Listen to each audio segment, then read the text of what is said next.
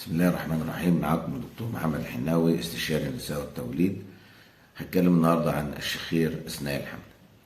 الحمل يعرض الحامل لكثير من الاعراض المزعجه، ولعل الشخير عرض شائع يصل نسبته الى 30% من الحوامل، ويتعرض لهذه الظاهره خلال الحمل رغم انها لم تشتكي منها قبل ذلك. غالبا ما يكون سببا وراء خلل كبير في النوم بالنسبة للسيدة ولأي شخص في غرفة النوم معها. تبدأ عندما يبدأ هرمونات الحمل في الزيادة، فيحدث احتقان الأنف في الثلث الثاني من الحمل ويزداد في الثلث السادس.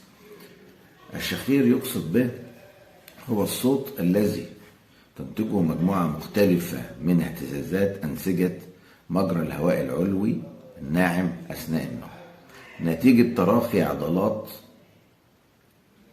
منتصف الفم وسقف الفم واللهاء والحلق، بالإضافة إلى أنسجة الحلق، فترتخي وتؤدي إلى اهتزاز وانسداد مجرى البول. وعندما نأخذ نفس تهتز أنسجة الحلق وتصدر صوت.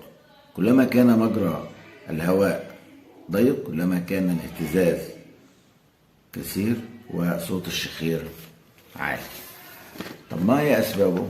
أول حاجة زيادة هرمونات الحمل تعمل تضخم في الأغشية المبطنة للأنف، يؤدي إلى احتقان والتهاب وتورم الأنف الذي بدوره يؤدي إلى الشخير. تاني حاجة زيادة حجم الدم، فبيزود برضو التورم بتاع الأنسجة. كمان تراكم الدهون حول الرأس والعنق في حالة السمنة الشديدة مع الحمل. تالت حاجة الإجهاد الجامد بيخلي عضلات الحنجرة تسترخي والممرات الهوائية، فبيصدر الشخير.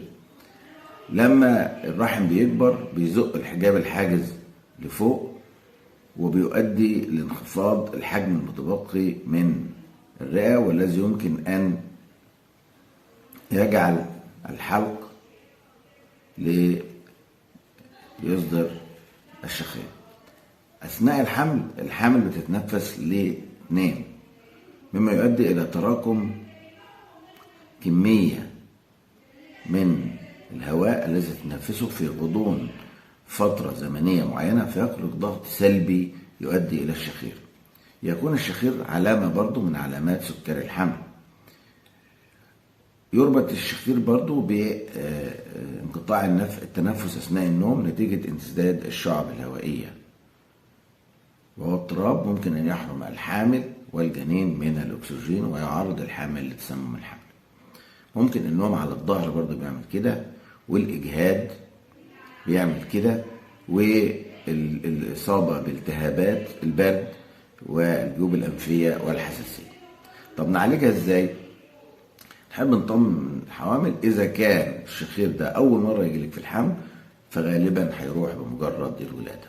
في حاجات بنعملها، حاجات بسيطة. بنام على الجنب الشمال وده أحسن حاجة، بحط وسادة خلف رأسي وبرفع الرأس وأنا نايمة. الأكل أخلي بالي منه عشان ما زيدش في الوزن. بستخدم موسعات للشعب، بأتجنب الكحول والتدخين، بستخدم مرطبات هواء دافي، بستخدم لصقات الأنف للشخير، وأستنشق الهواء النقي مع الروائح المنعشة بتحسن الموضوع. وشكرا. أهلا وسهلا بكم في موقع الدكتور محمد الحناوي، استشارة النساء والتوليد. تأخر الحمل وخبير تنظيم الأسرة مصر دمياط راس البري.